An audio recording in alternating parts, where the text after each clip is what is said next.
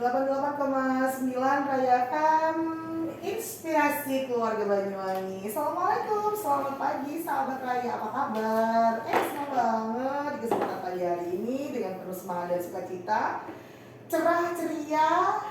Cuaca pagi hari ini meskipun tadi pagi sempat gerimis bahkan hujan di beberapa tempat di kawasan kota Banyuwangi, tapi tidak mematahkan semangat kita untuk terus beraktivitas di akhir pekan ini. Pagi hari ini kembali lagi saya Dinasti menyapa ruang dengar Anda bersama sahabat saya. Kembali lagi, Assalamualaikum Dr. Puput. Waalaikumsalam Mbak Dina. Seru ya?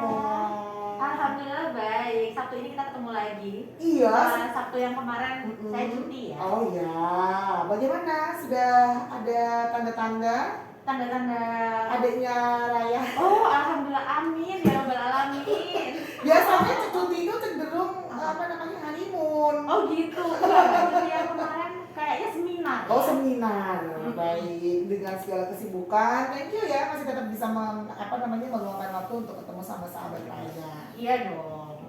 Pagi hari ini spesial banget ya Dr. Puput ya. Iya dong, kita udah pakai baju pink karena kita sangat menyambut ada dua narasumber yang luar biasa hari ini. Yang pertama adalah ahlinya. Iya, tentang kesehatan dada kita, khususnya perempuan. Oh iya. Yang payudara. Dan satu lagi nanti seseorang yang sangat berkiprah di bidang pemerhati, penderita kanker payudara. Pagi hari ini kita bakal ngobrol-ngobrol seputar dunia kesehatan yang berhubungan dengan payudara. Payudara itu bagian aksesoris ya.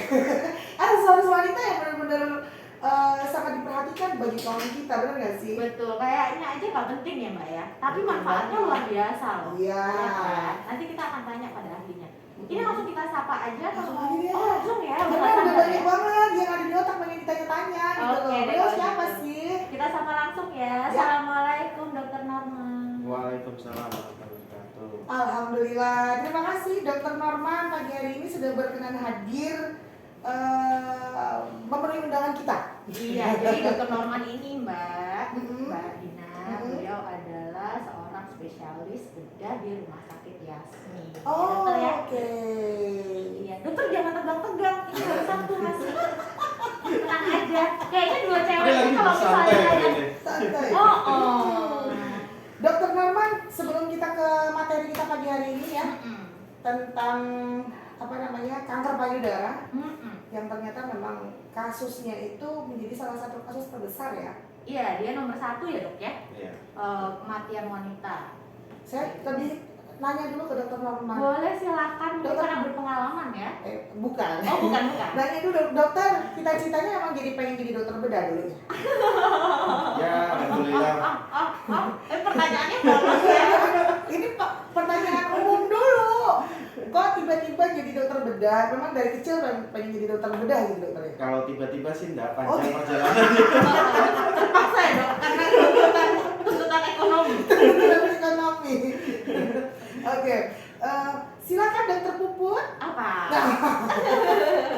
Seru sebenarnya ya pekerjaannya dokter bedah itu ya dok ya.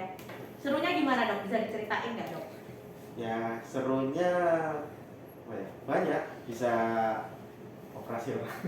Bisa operasi orang tuh. Bisa nyembuhin orang. Amin. Iya. Saya nggak nyangka loh. Dulu saya punya cita-cita jadi dokter bedah loh dok. Terus cuma saya nggak tega sama diri saya untuk harus operasi setiap saat. Kalau misalnya Cito gitu. Cito itu yang mendadak Mbak Din. Terus jaganya itu berat ya dokter ya. Sekolahnya luar biasa. Jadi makanya kalau misalnya ada orang-orang dok, jujur ya dok ya, ini kan karena saya dari penyakit dalam yang nggak bisa operasi ya. Kalau misalnya dengar ada orang-orang yang bisa menyembuhkan, apalagi pasien-pasien bedah gitu tuh dengan cara yang tradisional, itu saya gemes. Sekolah bedah itu 6 tahun loh minimal. Jadi kalau misalnya ada orang yang mengklaim, iya ada beberapa pihak yang suka bicara dokter ya, oh ini nggak usah pakai bedah nih, nggak usah dibedah terus bisa sembuh, itu rasanya emang nggak tahu ya kalau sekolah bedah itu luar biasa gitu. Oke. Rasanya pengen dibedah juga. Boleh nanti kita rencanakan dok. Dokter pagi hari ini topik kita adalah kenali dan cegah kanker payudara sejak dini. Ini memang penting banget untuk diketahui oleh kaum wanita ya. Jangan salah, bapak-bapaknya juga kan juga pengguna. Pengguna. Penikmat ya sebenarnya. Penikmat apa lagi? Loh, sebenarnya bukan penikmat apa? Coba bayangkan siapa yang akan menyusui seorang anak tanpa Betul. payudara ibu, ayo. Iya, betul. Pikirnya nggak usah jauh-jauh, Iya. ya dok ya. Karena masih pagi masalahnya gitu. Nah, kita ke dokter Norma. Dokter, pertanyaan yang pertama yang paling awam, payudara, organ payudara itu apa sih dok secara anatomi dan fungsinya? Oke, untuk payudara sendiri itu merupakan istilahnya organ integumentary. Itu merupakan modifikasi dari kelenjar kulit. Oke. Terus Kayak mobil aja ya dok ya, modifikasi. Dimodifikasi. Makanya saya bilang payudara itu aksesoris. Betul, makanya kan aksesoris. untuk pria dan wanita kan beda ya. Baik. Bentuknya, oke. Padahal sama-sama punya payudara, cuma fungsinya yang berbeda. Terus untuk ininya sendiri, jaringan payudara sendiri itu terbagi dari dua. Parenkim yang isinya itu ductus lacryferus yang memproduksi air ASI ya. Nah, terus kemudian stroma itu terdiri dari jaringan limfe, terus pembuluh darah, lemak ya, untuk ininya, untuk penyangga dari payudaranya sendiri. Berarti kompleks ya, nggak cuma sekedar payudara gitu aja ya dok ya. Lalu Ya, dokter, untuk fungsinya sendiri ya jelas yang utama yaitu memproduksi air susu, nantinya untuk menyusui. oke, itu salah satunya ya dok ya. Baik. Karena sebenarnya banyak ya dok ya dari kami itu kalau misalnya sudah nyun sewu ada masalah dengan payudaranya, itu yang paling ditakutkan wanita adalah diangkat payudaranya. Iya. Iya kan dok ya. Padahal sebenarnya itu kalau dalam tanda kutip cuma aksesoris, itu bukan cuma aksesoris, itu fungsinya luar biasa sebenarnya dok ya. Nah dokter, kalau kayak gitu berarti yang dokter ceritakan kan sangat penting ya sebenarnya organ payudara ya dok ya. Nah, gimana sih dok sebenarnya kita tuh harus merawat organ payudara kita tuh sejak dini? Nah, dininya ini kapan dokter kira-kira?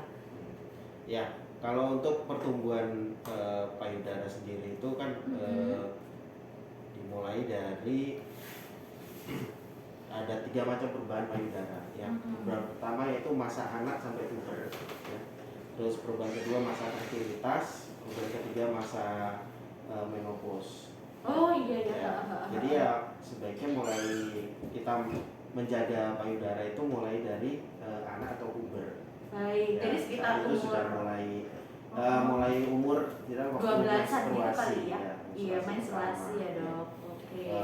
Di situ apa yang kita lakukan ya jaga dengan olahraga, ya, Oke.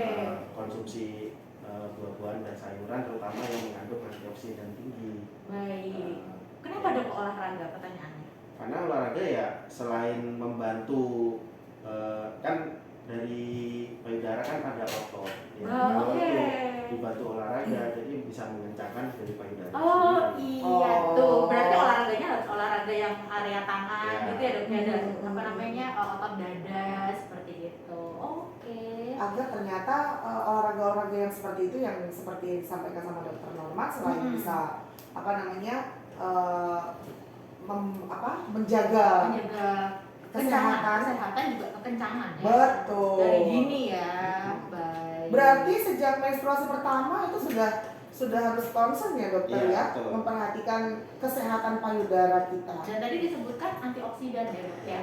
Kenapa sih dok kok antioksidan? Ya karena Diperlukan. sekarang kan udah banyak radikal bebas yang mulai Iya. dari asap rokok, alkohol ya. Jadi ya Makanan berlemak juga ya dok ya, junk food gitu. karena kan untuk payudara sendiri kan banyak dipengaruhi oleh hormon terutama estrogen dan progesteron. Jadi ya sangat penting untuk perlunya antioksidan untuk daya tahan tubuh juga. Baik. Oke, dan antioksidan bisa ditemukan di buah-buahan, sayur-sayuran ya. Jadi kita nggak boleh males makan buah-buahan sama sayuran dari kecil. Itu jangan kolesterol aja ya. Jangan makan pentol aja.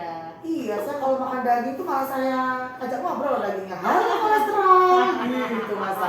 Saking cintanya sama kolesterol ya. Ya mungkin pentolnya bisa dikasih sayur kayak Oh gitu. iya, jangan lupa sayurnya dibanyakin, gitu dokter ya. Iya. Boleh makan steak, boleh nggak sih? Dagingnya diganti tahu. Oh, iya, bisa juga ya bercanda ternyata. Iya, bisa jadi. Terus dokter, gimana cara merawatnya dokter? Apa namanya? Maksudnya cara pemeriksaannya. Sadari. Nah, itu kan Ya. Sadari. sering banget ya kita denger ya. Sadari, periksa payudara sendiri ya dok ya, bener ya? Gimana Jadi, dok?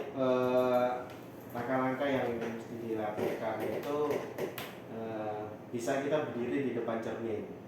Oke, di depan cermin. Oke. Nanti kita lihat bentuk payudaranya lebih dulu dibandingkan kanan dan kiri. Oke. Tapi memang sering payudara kanan dan kiri itu berbeda. Dari ukuran sama letaknya. Artinya lebih rendah salah satunya. Oke. Itu masih normal. Oke. Nah, terus yang perlu dilihat letak dari puting susunya dari garis tengah badan. Oh, Ya. baik dok.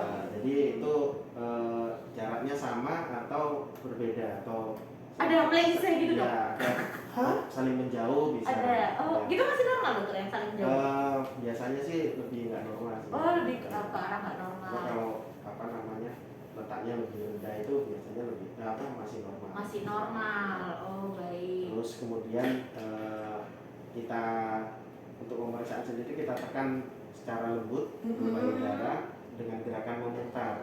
Oh, diputar gini ya dok ya, kalau misalnya payudara. Dari tengah? Searah jarum jam. Mulai dari tengah ya dokter Mulai ya? dari tengah, Dari kedua. puting ya dok ya, Ya. puting ya. Terus kemudian bisa juga dari atas ke bawah kita periksa. Oh, begini ya dokter ya? Oke. Terus atau dari tengah ke luar. Dari tengah keluar, oke, dari puting keluar ya, berarti. Nanti kita lihat apa ada benjolan di situ waktu kita penekanan, terus atau ada nyeri, atau ada keluar cairan dari puting susu. Oke, Itu yang mesti iya. diwaspadai. Apalagi kalau tidak menyusui ada cairan ya dok ya, itu yang bahaya. Apalagi sampai cairannya darah atau cairan hijau gitu. Oh, bisa. Bisa. Bisa. Sampai keluar cairan dalam selain ASI dari puting susu? Iya. Bisa. Bisa. Iya. Itu salah satu Itu salah akibat satu dari gejala itu gejala dokter. gejala dari kanker payudara biasanya. Oh, oke. Serem ya. Mbak Dina langsung diem Iya, gitu. aku langsung bayangin selain ASI cairan yang keluar dari puting susu itu. Iya, Makanya makanya. digigit ya. Oke. Itu beda lagi dokter. Digigit anaknya waktu Oh, itu. Gigit Oh, anaknya. next pertanyaannya. Ya gini nih kalau misalnya ngobrol sama dokter Dokter bedah. bedah, iya. Tiba-tiba jawabannya mengejutkan. Langsung mengejutkan, ngomongnya datar, moodnya oke, tiba-tiba langsung sing gitu. Tolong next. Langsung. Langsung pertanyaan berikutnya. Oke. Jadi dok, sebenarnya kapankah payudara itu harus dilakukan evaluasi lebih detail ke dokter dok? Kayak yang tadi dokter ceritain, Oh, iya. mungkin ada cairan atau gitu. Ya, lanjutkan yang tadi ya. Kalau misalnya ada benjolan ya, ada benjolan terus rasa nyeri, dengan nyeri Nyeri di dada ya dok? nyeri di dada, nyeri di dada, terus kemudian kemerahan di kulitnya. Oh iya. Kulitnya terus seperti berkerut ya. Seperti kulit jeruk. Kulit Nah jeruk, iya, ya. ini pasti terkenal banget ya. Iya, itu yang sering saya baca di artikel. Terus keluar cairan ya selain air susu, misal nanah atau darah. Oke. Terus kemudian putingnya masuk ke dalam. Oh, mendelep. Mendelep ya. Kayak ketarik gitu ya dokter ya. Pasti harus diperiksakan. Oke, jadi sahabat Raya yang kalau ada keluarganya mungkin Atau Anda sendiri Anda ya. sendiri, istrinya ada keluhan-keluhan yang seperti dokter Norman tadi sebutkan, nggak usah takut ya dok ya, karena semakin cepat diketahui, semakin cepat periksa, Semakin cepat teratasi. kesembuhannya insya Allah lebih tinggi. lebih baik gitu. Jadi malah jangan diketok-ketok karena banyak wanita itu karena takut dok menerima Betul. kenyataan pahit, diagnosisnya apa akhirnya disembunyiin dokter. Iya, betul. Betul, itu yang sempat terjadi ya sama teman saya, bukan saya. Oke. Ya. Kalau Anda memang orangnya extrovert, Bu. Jadi cerita-ceritain ke kamu. dan disambang. Nah, Oh, lagi gitu. gila-gila. Nggak usah, jangan. Iya, jadi sudah tahu dengan apa namanya gejala-gejala yang seperti itu, bukannya segera memeriksakan ke dokter, tapi meratapi nasib. Nah, itu yang nggak boleh. Aduh, ada benjolan, apaan ya. Gimana? Oke. Bukan nggak mau periksa, ya kan sama aja bohong. Betul, itu yang percuma ya. Iya, si percuma tak si bergun. Betul. Percuma tak berguna. Ya, jadi kayaknya apa namanya lebih bersahabat dengan dokter bedah mungkin akan punya banyak manfaat ya. Itu iya boleh. Jadi karena kan tadi yang katanya dokter Norman bilang semakin cepat Semakin segera teratasi dan kemungkinan untuk sembuhnya lebih tinggi ya dok ya. Oke. Jadi dok, ini nih Mbak Dina suka tanya nih. Aku? Kan Mbak Dina kemarin tuh ada cerita yang tentang benjolan. Iya, teman saya. Nah, Bukan saya, teman bukan saya. temennya. Iya. Nah, coba ditanyain sama dokter Norman, kira-kira benjolan tuh gimana? Iya, benjolan itu gimana? Apa aja dokter? Pokoknya kalau perempuan sudah iya. ada benjolan di area payudara tadi, itu pasti kan apa namanya ekspektasinya udah serem banget, udah pasti dipotong, udah pasti hilang nih. Aku nggak punya payudara lagi. Betul. Malah lebih takut kehilangan payudara daripada nyawa. Betul. Nah, Ya dok ya bener ya. iya, karena gimana ya perempuan tanpa payudara itu sebisa hidup penggan mati tak mau gitu. Nah tapi kalau misalnya ada payudara tapi nggak punya nyawa, apa gunanya gitu? Gimana dok? Memang kan. Nah, tapi sebenarnya dokter, benjolan yang ada di payudara wanita itu ada apa aja sih jenisnya? Untuk kelainan-kelainan di payudara ya termasuk benjolan tadi dibagi beberapa macam ya, ada yang kongenital itu bawaan ya, jadi bisa ya dok ya dari kecil ya? Bawaan itu artinya bisa tidak terbentuk payudara. Terus apalagi ada payudara lain selain yang di depan. Jadi yang ada yang di ketiak. Yang di ketiak, betul, ada Oh. seperti itu. Ya. Terus selain yang bawaan atau kongenital itu gangguan pertumbuhan. Oke, mungkin genetiknya yang Ya, dari gangguan pertumbuhan itu misal istilahnya ada makromastia. Jadi payudaranya itu besar. besar banget. Besar tapi normal, bukan sesuatu apa namanya, bukan tumor. Iya, Tapi bukan memang, abnormalitas. apa Tapi namanya, memang besar, dari payudaranya genetiknya besar. Payudaranya besar. Iya, Oke. tapi isinya lemak semua. Maksudnya memang secara normal Ya. seperti itu ya dokter ya. Iya sih. Iya, semacam kayak ini. Jadi kelihatan kayak orang habis operasi plastik, padahal memang besar. Oh. Ya. Mungkin Apa namanya itu tadi kan? Makromastia. Iya. Karena aku aku WA temanku yang punya jenis seperti itu. Oh, berarti kamu ini. Mungkin karena rumahnya jauh. Oh iya. Jadi sanggulnya harus banyak. Nah, dokter, ya, Ya, silakan ya. Lanjut, dok. yang berikutnya itu inflamasi atau infeksi. Ya, yang Oh, paling gitu. sering ya pada yang menyusui ya. Jadi, Iya dok. apa, Mastitis itu terbentuk, ya dok. ya, mastitis atau bisa abses juga. Abses itu, Apa tuh? ya bisul lah, bisul. Oh, bisa. bisul. Ya, ada namanya di dalamnya. Oke. Infeksi. Terus yang kemudian karena trauma ya, karena terbentur. Ya, jadi trauma kalau terjadi perdarahan di dalam kan bisa terbentuk Benjolan. bisa benjolan. Oh. Itu isinya darah dokter atau Bisa darah. Kalau apa trauma aja? seringnya ya darah. Darah ya. Terus yang berikutnya yang paling sering ya neoplasma atau tumor. Ya, bisa Oh, jinak, baik. bisa juga ganas. Jadi sebenarnya benjolan ini kita harus flashback ya dok. Kira-kira penyebabnya apa ya? Ya. Bisa genetik seperti yang tadi dokter bilang ya, atau peradangan. Terus Habis itu ada lagi trauma atau memang itu tumor. Tumor pun nanti bisa dibagi lagi ya dokter ya. Itu jinak atau ganas. Nah, jadi kita nggak harus langsung berpikir bahwa ini sebuah tumor. Kalau ada benjolan di payudara ya dok, bawalah itu ke dokter bedah supaya bisa.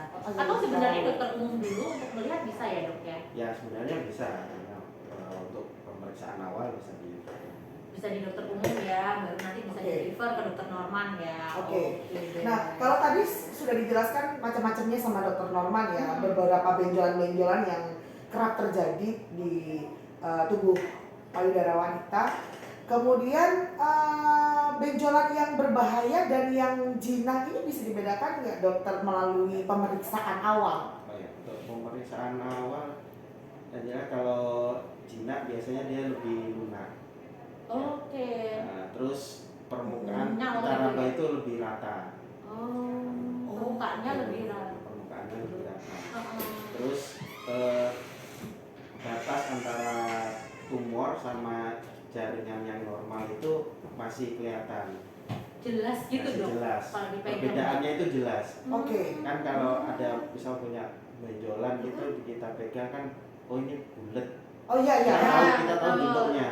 Oke. Masih tahu bentuknya gimana. Oke. Bulat terus masih bisa digerakkan. Oke. Itu biasanya Jinak. masih jinak. Masih. Oke. Kalau yang kita curiga ganas, misal permukaannya udah Keras? Keronjolan gitu. keronjolan ya, Oh, betul. Terus batasnya bentuknya ini tidak begitu jelas bentuknya. Oh justru itu yang berbahaya. Ya. Iya. Bukan yang bulat kemudian Nanti kayak pentol gitu. iya keras gitu, tapi masih bisa apa kemana-mana Iya, maksudnya. mobile. Kerasnya beda kalau yang jinak. Kalau yang jinak itu kerasnya dia masih kenyal. Kenyal. Nah, kalau yang ganas itu kerasnya ya benar-benar keras. Benar-benar keras. Oke, harus diperhatikan ya Terus tadi. ininya juga kalau ada tambahannya yaitu tadi keluar cairan. Kalau yang ganas ya dok ya. Keluar cairan, terus apa namanya, kulit jeruk itu Betul, tadi, kayak itu ketarik ya, tambahan Dok. dari Oke, apalagi sampai luka ya dokter luka, ya. itu udah Stadiumnya mungkin sudah lebih tinggi mungkin Iya. ya. Mbak Dina diem langsung. Kita langsung ya sebagai perempuan di sini langsung termenung. mikirin temennya tadi. Oh iya. Dokter Norman ini bisa aja. Iya, Temennya Mbak Saya, Dina. saya jadi kepikiran teman saya. Iya. Kita sebagai Aduh. wanitanya langsung terdiam loh dok. Karena jujur sebagai wanita kerja terutama ya dokter ya, kadang-kadang kita nggak memperhatikan sampai sedetail itu. Jadi ya sudah mandi aja, tidur aja. Betul. Kayak gitu. Oke, obrolan kita sangat menarik sekali pagi hari ini, tapi nanti kita akan kupas lebih dalam lagi tentang apa namanya tumor dan kanker payudara. Bagaimana cara merawatnya tadi sudah dijelaskan sedikit banyak, tapi ada masih banyak sekali pertanyaan yang perlu kita tanyakan sama dokter Norman. Tapi kita jeda sebentar dulu dokter ya, untuk mendengarkan jeda pariwara berikut ini. Jangan kemana-mana ya.